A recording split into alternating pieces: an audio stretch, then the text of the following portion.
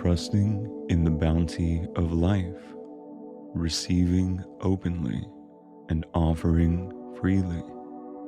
If these are themes, challenges, or experiences in your life, this episode is especially for you.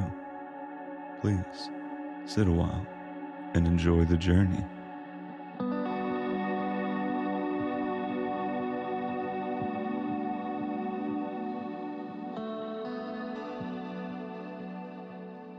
Hello, and welcome to Inner Bloom Meditations, a podcast for all the things that help us reflect, understand, love, and grow. An audio space to relax, center, and ground, and hopefully a place to bloom into your highest self. I'm your host, Richard DeLuna, and of all the things that have helped me in my own growth, in my own grounding, none register more than the book The Prophet by Khalil Gibran, an artist, poet, and philosopher of his time. He explored very wonderful themes across 30 or so poems, including the theme of today's poem on giving, where we'll explore the ideas of generosity, abundance, and selflessness.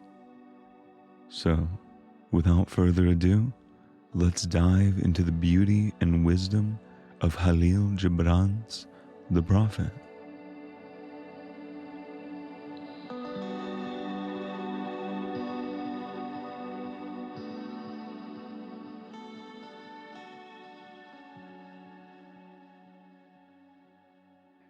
Then said a rich man, "Speak to us of giving." And he answered, "You give but little when you give of your possessions. It is when you give of yourself that you truly give. For what are your possessions but things you keep and guard for fear you may need them tomorrow? And tomorrow, what shall tomorrow bring to the overprudent dog burying bones in the trackless sand as he follows the pilgrims to the holy city? And what is fear of need but need itself? Is not dread of thirst when your well is full, the thirst that is unquenchable? There are those who give little of the much which they have, and they give it for recognition, and their hidden desire makes their gifts unwholesome. And there are those who have little and give it all. These are the believers in life and the bounty of life, and their coffer is never empty. There are those who give with joy, and that joy is their reward. And there are those who give with pain, and that pain is their baptism. And there are those who give and know not pain in giving, nor do they seek joy, nor give with mindfulness of virtue. They give as in yonder valley the myrtle breathes its fragrance into space.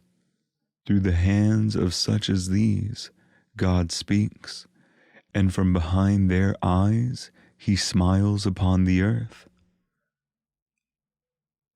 It is well to give when asked, but it is better to give unasked through understanding. And to the open-handed, the search for one who shall receive is joy greater than giving. And is there aught you would withhold? All you have shall someday be given. Therefore, give now, that the season of giving may be yours and not your inheritors. You often say, "I would give, but only to the deserving." The trees in your orchard say not so, nor the flocks in your pasture. They give that they may live, for to withhold is to perish. Surely he who is worthy to receive his days and his nights is worthy of all else from you. And he who has deserved to drink from the ocean of life deserves to fill his cup from your little stream. And what desert greater shall there be than that which lies in the courage and the confidence, nay, the charity of receiving. And who are you that men should rend their bosom and unveil their pride, that you may see their worth naked and their pride unabashed? See first that you yourself deserve to be a giver and an instrument of giving. For in truth, it is life that gives unto life, while you, who deem yourself a giver, are but a witness. And you receivers, and you are all receivers, assume no weight of gratitude, lest you lay a yoke upon yourself and upon him who gives. Rather, rise together with the giver on his gifts as on wings. For to be over mindful of your debt is to doubt his generosity, who has the free-hearted earth for mother and God for father.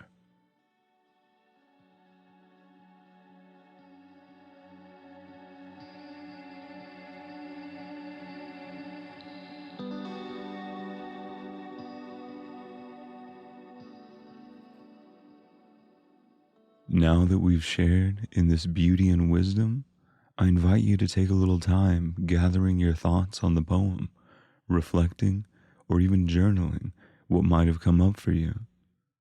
I'll give you some time to do so if you wish. Feel free to pause if you want or need, and then we'll begin to explore these words and their beauty in depth.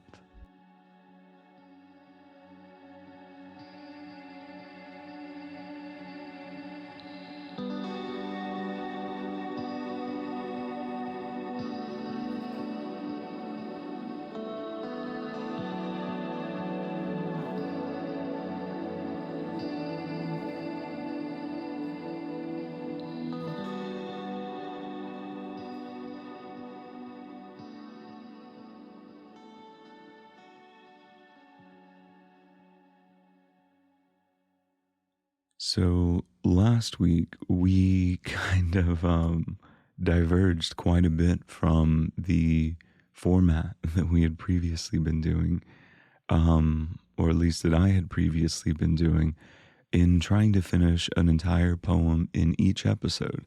There was a particular thread last week that just really took root with me, and it felt really good.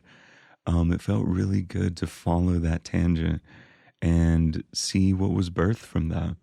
So we ended up not finishing the poem, and we're going to finish out the rest of it today.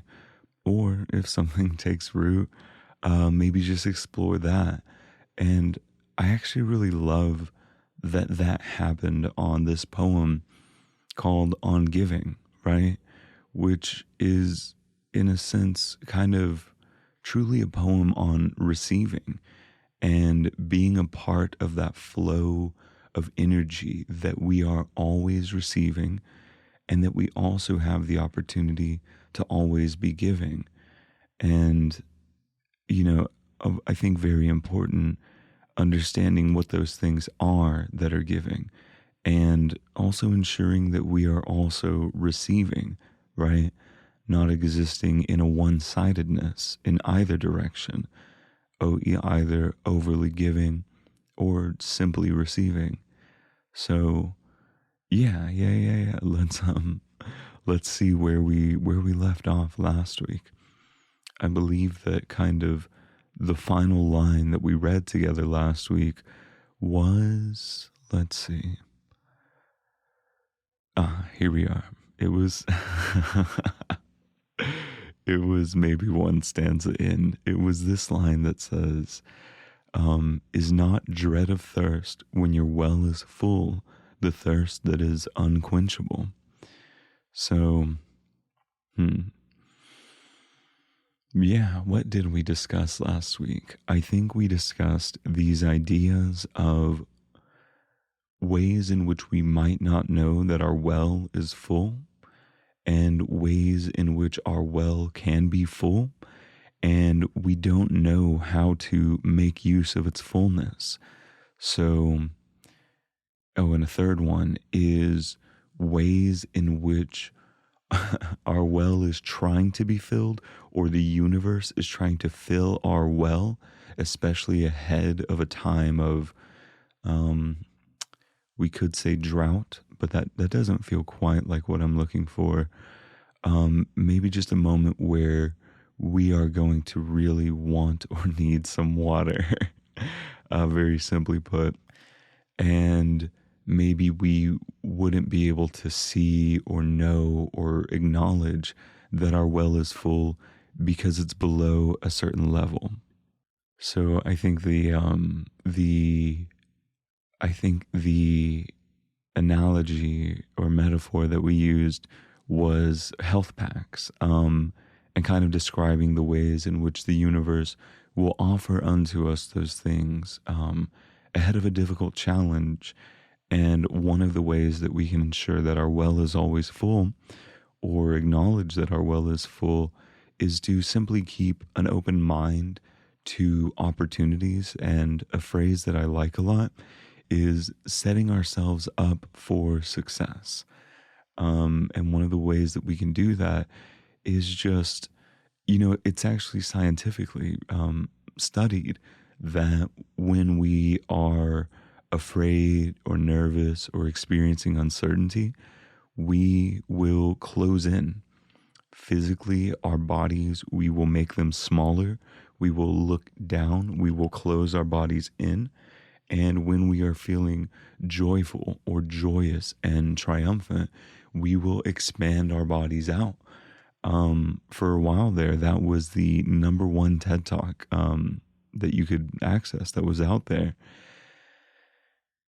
I think it's the same one that gave us the idea of the Wonder Woman pose, to those of you who know that, but essentially just ways in which we can literally stand, that kind of trick our body into thinking that we are experiencing, or rather use our body to trick our mind, our brain, which is part of the body, into thinking that we are feeling more confident than we truly are.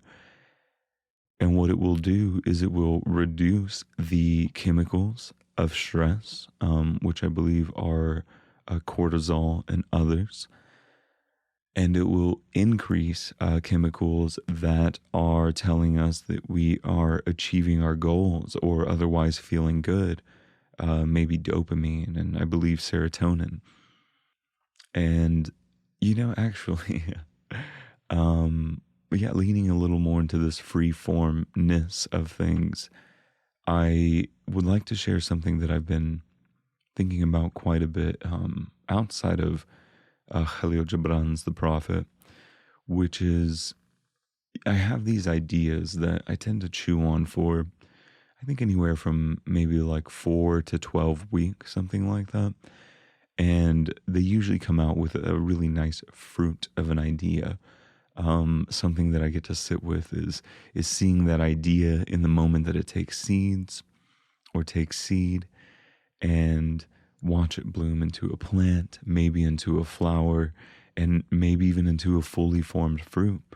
And yeah, that usually takes about 4 to 12 weeks.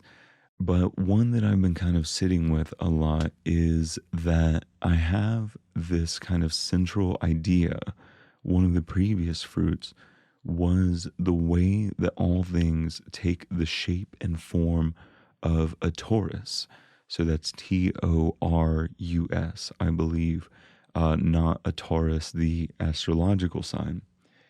And so a torus is a mathematical or geometric shape that looks like a donut, basically. If you want, feel free to Google one. There is a really cool GIF or GIF, however you prefer that. There is a really cool GIF that I think pulls up pretty high towards the top if you Google image search it. But toruses are, by and large, the shape that an electromagnetic field will take. So it's kind of hard to describe without a visual. So definitely worthwhile to go and look it up. But you can essentially imagine that donut is spinning inwards on itself or outwards, where from the center, it's moving up and out, and then it's moving down and in back towards the center of that donut hole and going back up. So it's kind of constantly circling outwards like that. A really beautiful analogy, and I think the beginning of my, or maybe not an analogy, but a visual, a really beautiful visual that had maybe kickstarted my interest or visualization of Tauruses to begin with was the visual of a tree. And so, oh, actually, this will tie in beautifully because there's a line later, right, in this poem that says, the tree gives that it may live, right? Let me look it up. Right, this line where it says, "You often say, I would give, but only to the deserving. The trees in your orchard say not so. They give that they may live, for to withhold is to perish." And so this visualization that is definitely what kickstarted my journey years ago with the Taurus, that was recently reborn through seeing a flower, actually. The energy and the flow and the shape of that energy was present and is present in both of them. But sitting in front of that tree, I just saw the way that the tree goes up through the center and branches outwards. And then from those branches arise those leaves, right? Those leaves are born from it. And so those leaves in the autumn were falling down and decaying at the roots and becoming rich soil again. And I was like, oh, wow, that rich soil, that decomposition goes down into the earth and enriches the soil that reaches the roots of this tree, which look almost exactly the same as the above ground part of this tree, the trunk and the branches, right? It goes down and then branches out yet again and absorbs that energy in, and that energy goes right up the center to complete the cycle again, up and out, down and in, up and out, down and in, creating a beautiful closed circuit of energy. And in that circuit of energy, it's constantly giving. It's constantly offering to the world around us. Rather, I should say, to the world around it. It is offering to us. So we, as people or as beings that breathe oxygen, at every moment in that experience for the tree, it is constantly giving and offering to the world around it in the creation of leaves, or let me leave that one for last. In the existence of those leaves, it is giving oxygen to the world around it. And we breathe that oxygen, right? And then it receives our carbon dioxide and breathes that in, creating a beautiful cycle, a beautiful circle, an intimate relationship with our every breath. And then those leaves fall down and make contact with the earth and begin to decompose, actually creating heat from the release of that decomposition that's made use of by natural beings, by insects and by small creatures. The heat given off by those is utilized for different small processes that I can't recall right now, but maybe I'll look those up and touch base on them in the next episode and give a call back to this. So then the heat creates something beautiful as it decomposes into the earth, which creates rich nitrogen or nitrogen-rich soil.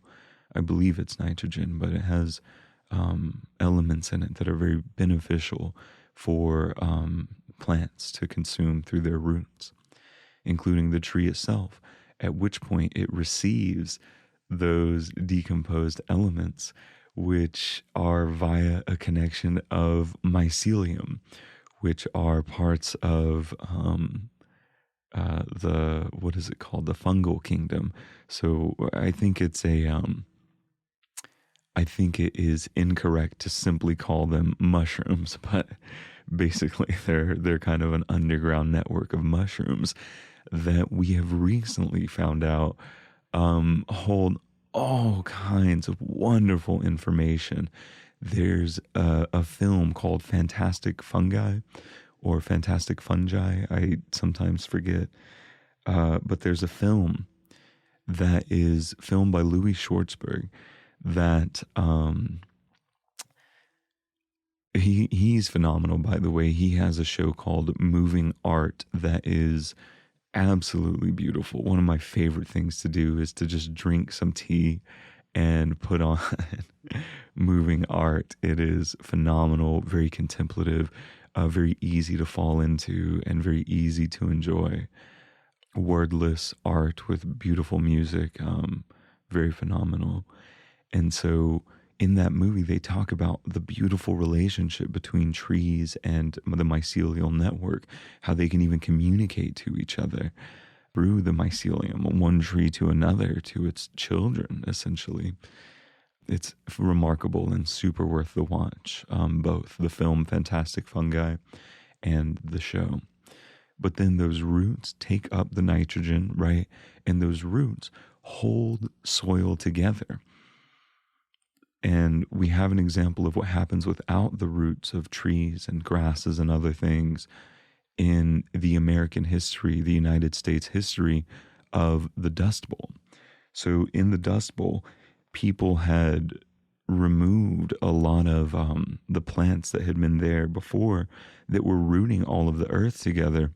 And so the earth, without those things to hold it together, became loose and created these massive storms and kind of terrible conditions, especially for plants and things that want to grow.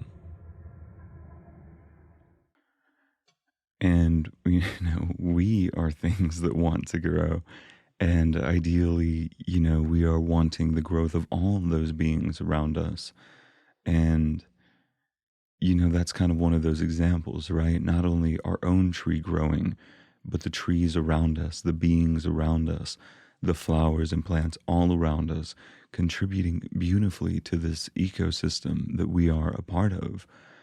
And unfortunately, or maybe not unfortunately, but the train that is by my house came by, and it was quite the lengthy one. It took up about 10 minutes or so to go by, so it must have been a special one. And now I am at the time limit that I have to record.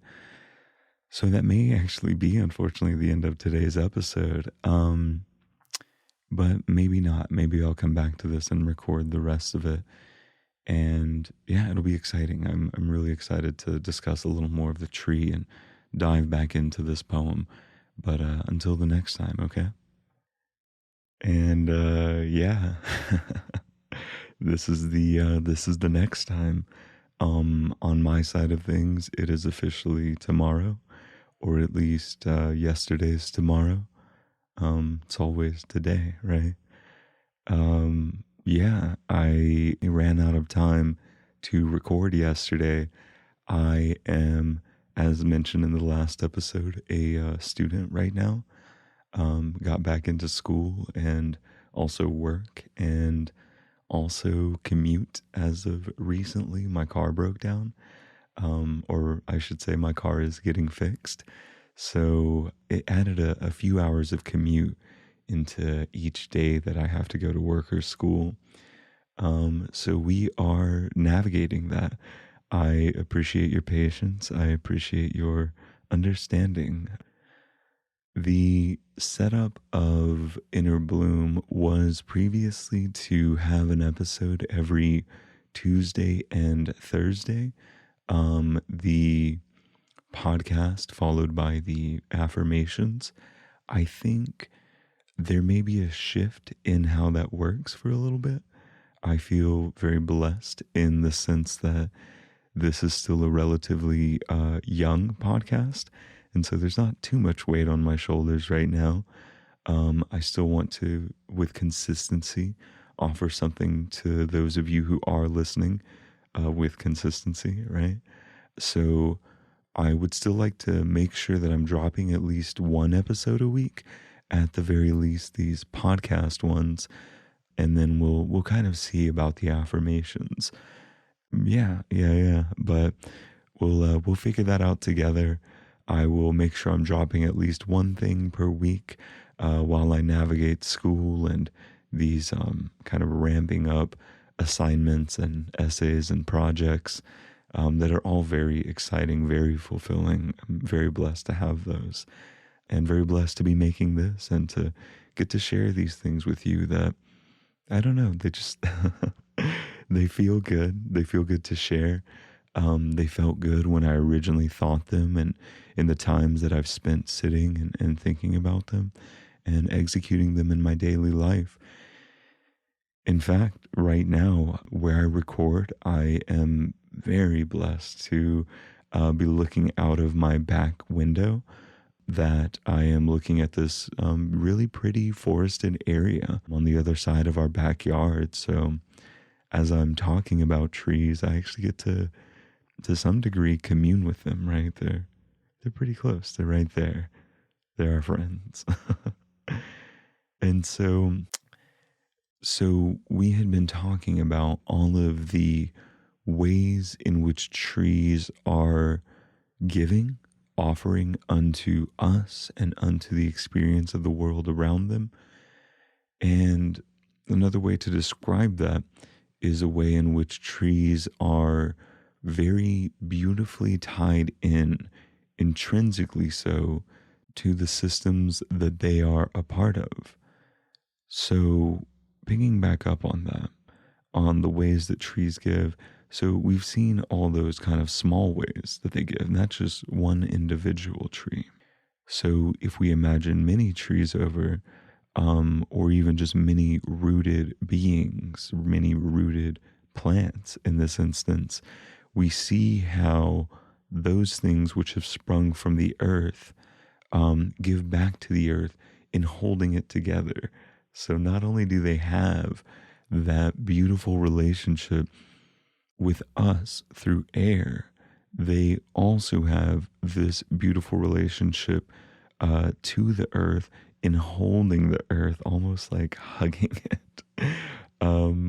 There's that phrase, tree huggers, but trees are always hugging. They're hugging and holding the earth.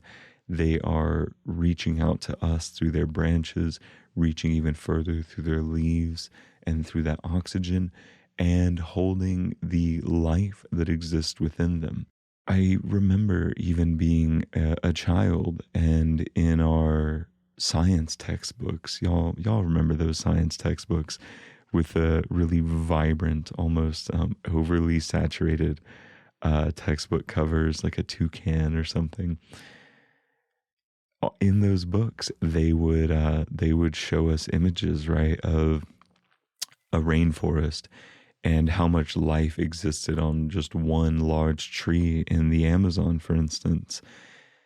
And from the bottom to the top, right, the underbrush to the canopy to whatever the other parts were titled, there's so much life that exists in so many different ways in relationship to the tree.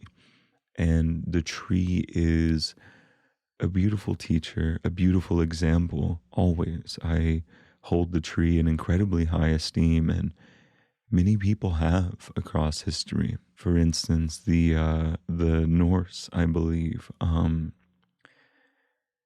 they viewed the world as being held on a tree. They called it, or we translate it to, the world tree.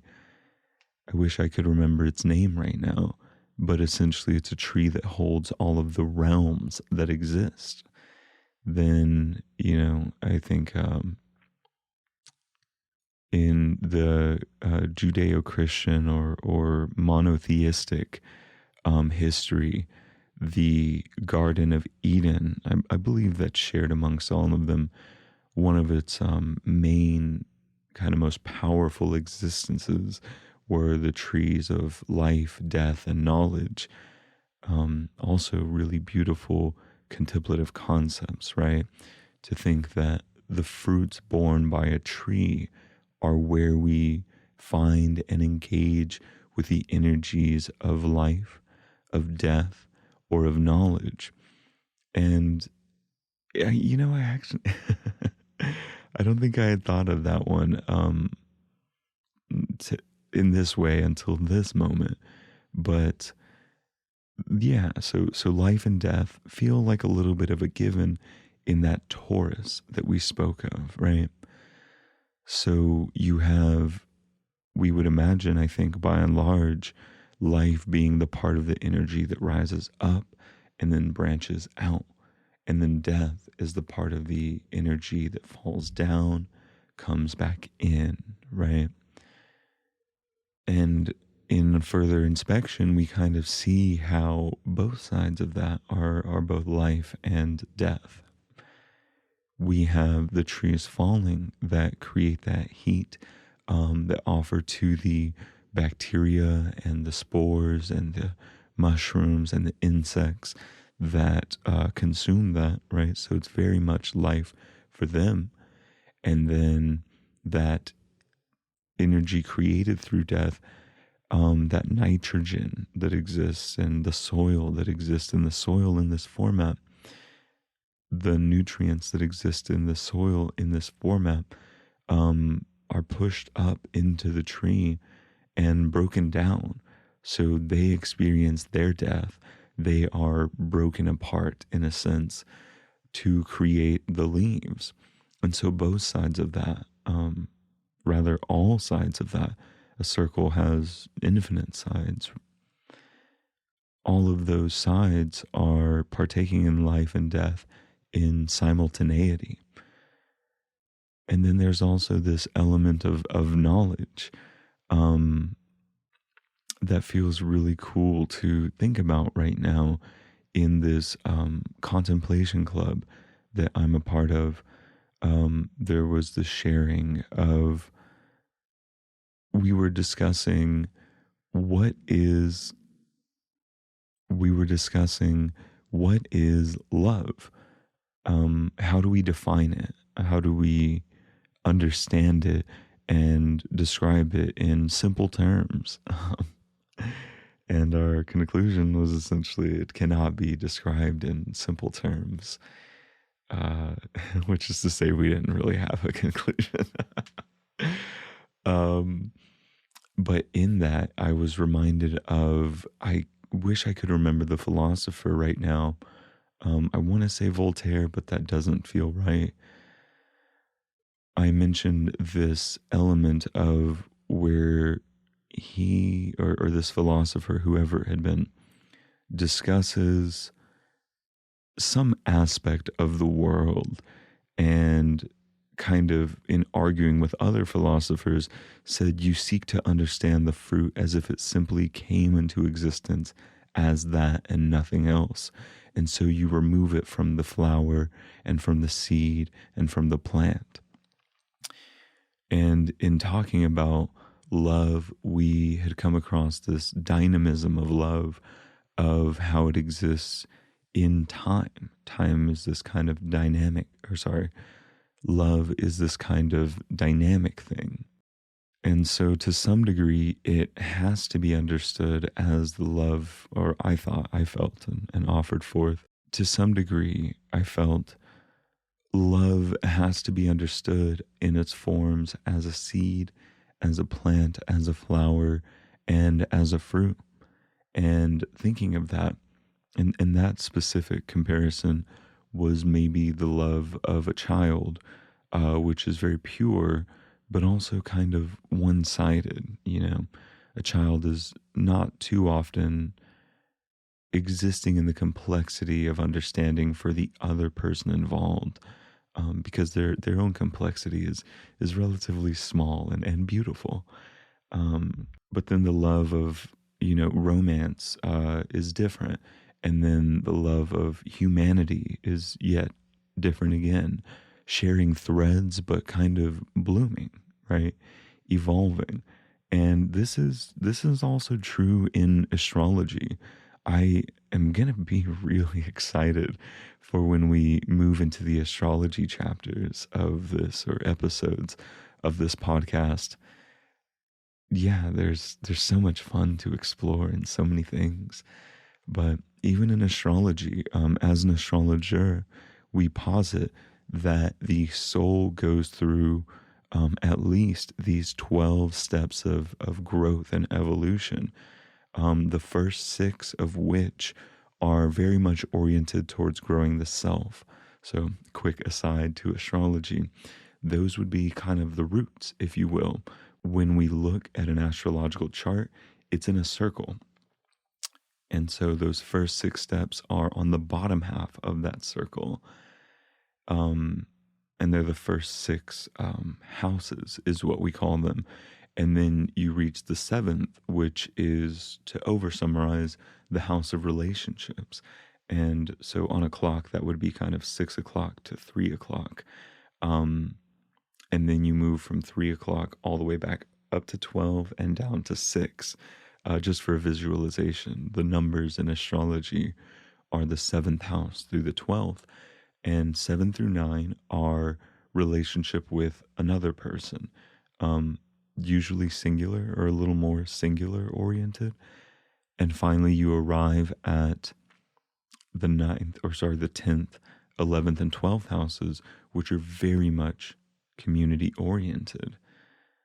So we kind of needed to understand and love the self through the first 6 houses. Then we can move into the 7th house of an 8th house of relationship with another person. And through that ability to foster and manifest love for them, we can learn how to love the world at large, right? People in the world at large, especially in the 11th house, which is Aquarius, but we'll get to that. So, aside of an aside of an aside, this is kind of why I'm really leaning into opening up the format of this podcast and the structuredness of it. These asides are so nice. You know, when a tree grows, when a plant grows, it seeks sunlight, right? It seeks warmth. This branch moves more into that, and the root grows to hold it accordingly. So I like this feeling and this flow of just following the tangent and seeing where the sunlight feels like it's calling, where the light feels like it's calling, and letting the branches of this episode, of this experience, move into that. And we can exist beautifully there, reaching for the sun and absorbing the sun, as the tree, you know, that has become, it would seem, the theme of most of today's episode. Maybe I won't call this one On Giving Part 2. Maybe I'll just call it On Trees. That's fun. So, bringing it back to that aspect of, we cannot look at the fruit as just the fruit. The fruit has been so many things to get there, and even then is not its final step. Fruits are grown to be eaten, right? To be consumed, and they hold seeds, and they hold calories for those seeds to nourish the seed when, well, I guess it depends on the plant, right? It holds calories to convince other beings, other organic beings, to eat it and hopefully carry it and move it around. But even if it falls to the ground and only exists there, the fruit will decompose and enrich the soil. But simply, I think even just having the thought enriches all of us, you know, even if it's not shared as a thought with the next person over. The absorption of that into us, into ourselves, can bear so much wonder and beauty and opportunity, dare I say more fruit, you know, like the books, or the book, The Four Agreements by Don Miguel Ruiz. Those ideas we can go and share with the world, right? We could teach of the Four Agreements. we can also agree to the four agreements and live according to those. Be impeccable with your word. Do not make assumptions. Do not take anything personally, and always do your best. Those words and the meaning behind them can bear a lot of fruit for others, but even if we just take them into ourselves and live accordingly, again, back to the tree, letting those things decompose and offer nutrition and nourishment to ourselves and take that back into the circle, to the torus of energy that we are. And I actually feel that we are two sets of Tauruses, but that's like I said, idea that I'm chewing on for an amount of time, which that chewing on is a good segue back into that last thing, which is apologies if y'all heard my stomach grumble there. I'm about nearing my time here. I've got to be headed to class, but and hopefully get something to eat before I do. But there's this idea of something, people trying to understand something as only this form of it. So only seeing it as the slice of where it's at. And I do this too, certainly. I think we all do. But only understanding that thing as the slice of where it's at. So the fruit as only fruit, and not seeing the steps that got it there, or further understanding the steps through which it still has yet to go, understanding it as a transient existence. As we all are, we are all constantly somewhere in that loop of that torus. But one really beautiful and easy way, I think, to access this in daily life is viewing knowledge. And so this is going 3 tangents back to the Garden of Eden and that idea that had bloomed within me of seeing the tree of knowledge as a really beautiful metaphor for understanding knowledge itself. A tree, by the time it bears fruit, is usually of moderate size, at least as tall as us humans, if not taller, which took time to get there, years even. And it had to be a seed. It had to be, which had to be a part of the previous plant. That's very important. It had to be a seed. That seed had to grow, become a seedling, and then a tree-ling, whatever a small tree is called, and then a larger tree. It had to be in relationship, in beautiful relationship with the seasons, right? Absorbing the sun in the spring and summer, and absorbing the rain in the spring, letting go of its leaves in the fall so as to conserve its energy and, send that energy down to its roots where it can absorb that throughout the winter, and then be in tune with the seasons again. And so I believe I reference this person, Mihaly Csikszentmihalyi, if I'm saying that right. But he was a thinker who wrote books on flow and creativity. And so we'll tie creativity to knowledge here. In the phases of how he views creativity, it may be worthwhile for me to look them up so I don't say them out of order. Here we go. So he has 5 steps that are preparation, incubation, insight, evaluation, and it's actually not showing me, but I think elaboration is the last. So that is preparing, is kind of being curious and engaging with ideas. Incubation is allowing those ideas to sit, and then just living our daily life until we have that aha moment, which is the insight. That's the eureka moment. That's like, oh, that thing that I read or thought or felt or saw. Maybe I see it in this person or this situation now, and that ties those two things together, and forms that network of understanding for us, the spider's web. Oh, I'm really excited. We're going to do an episode on the spider for sure at some point. A beautiful and sacred creature. a beautiful and sacred being like the tree. But, this is to say that knowledge, like creativity, I mean, arguably one and the same, um, function in this way of taking in, allowing to sit, let those seeds take root, and then the aha moment, the plant springs forth. And then maybe we sit with it long enough. I think downtime is very important. Mind wander is very important. Again, apologies if y'all hear my stomach growling. But mind wander is so important. That downtime, that time of not consuming or at least not doing, to let ideas and just sit and reflect. Maybe just enjoy a coffee while looking at plants or outside, and let those ideas naturally bloom and blossom into something.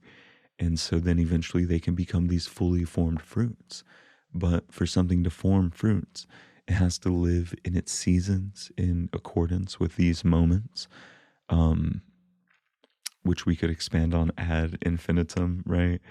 But we will, across different episodes, talk about the importance of living with our seasons. But yeah, part of those seasons is the downtime of winter, learning things, sitting with them, letting them take root, grow, and then grow again and again and again. Or maybe they're one cycle and they bear that fruit in that time, but acknowledging that for them to bloom into fruit, very often, one, they take time, two, they take downtime, and three, they're the result of kind of a lot, at least multiple parts coming into that. The curiosity, meeting the stillness, meeting the love, honestly, the ability to hear your unique thought. And you are a unique person with unique thoughts. You who are listening to this right now, you are that. And so you listen to that thought and you honor it and say, wow, like, I'm creative, man, that's awesome. Maybe even gratitude to the universe or to the food that you ate this morning for giving you the calories to think that thought, or the brother sibling that taught you a cool thing when you were younger and how to think about this. I think to both of my older siblings, a Sag and a Pisces, both Jupiter ruled signs, which is Jupiter's expansion and creativity. So shout out to you two guys. Yeah, so just, the beauty of fruit of knowledge, that it took time for that thing to get there and for us to receive that, and gratitude for that. But what what a wonderful set of asides. I'm really happy that this episode and experience flowed in the way that it did, spread across 2 days. Given that this was all off the cuff, I don't know if I have major takeaways to summarize without thinking about them. The beauty of the tree, shout out to the tree. I'm looking at them here. Thank you, my friends. To you who are listening, thank you, my friends. Yeah, this felt really good. For a poem on giving and receiving, thank you to the tree for giving. Thank you to you, listener, for giving the opportunity to share. It feels good on my end to give, as the poem says, we give that we may live. And so even in just breathing, we are giving, is part of our inheritance, is part of our existence, is to give and to receive in constancy. And so we are a Taurus, and we are part of those Tauruses of energies, which maybe we can expand on again later. If you have questions, feel free to DM me. I'm happy to have some small conversation around that. Yeah, but I think that's going to kind of start wrapping us up for today. Thank you so much for being part of the Inner Bloom community today, gracing us with your time and presence. I hope that you stay around long enough to grow some roots here, and even better, to bloom, or even further, to grow fruit, right? If you feel as though you've received some sunlight, right, some warmth or light on the plant that is you, or on the seeds that are your ideas, feel free to share this with a loved one, helping this flower to bloom another petal, or this tree to grow another leaf. bear another fruit even. Um, if you would like to share some of your ideas, your reflections and connections, check us out on any of our socials at Inner Bloom Pod, INNER Bloom POD. I am offering free mind, body, and spirit tarot readings to the first 100 followers, which I think we're just about there, actually. I'll have to double check. But yeah, let's go share those stories of blooming together. If you'd like to carry the energy of the golden flower with you in your daily life, you can go check out our merch at shop.innerbloom.pod.com. I'll send a blessing over that golden flower with you, that it helps you alchemize, grow, and bear fruit in all of your days. And if you want more audio content, maybe something at length to listen to, I am almost done recording the audiobook, the full audiobook of The Prophet. And I'm also working on some unique meditations just for over there. Over there being our Patreon and Coffee. If you want to support us, even before those are, and by support us, I mean support me. But if you would like to support me in this podcast, even before those meditations and audiobook are posted, I bless every dollar that you send and send it back to you tenfold, that the universe show you its generosity and abundance. Speaking of generosity and abundance, there goes another stomach growl, so I think I should definitely wrap it up. Yeah, again, thank you so much for being here. I would say we'll see you again on Thursday or Tuesday, but at this point, we'll see you when we see you. It might be Tuesday. I will honor my timelines and my energy levels, and create for you when and where I can. I hope that this sustains you until then and offers something to you. So we'll be back for our next poetic exploration or natural musing next time, maybe Tuesday. Until then, I am manifesting all of the love and all of the light into your life, into my life, to channel to you like this, and am looking forward to hearing your stories. Until the next time, may you be blessed in all of your days and all of your ways. Thank you.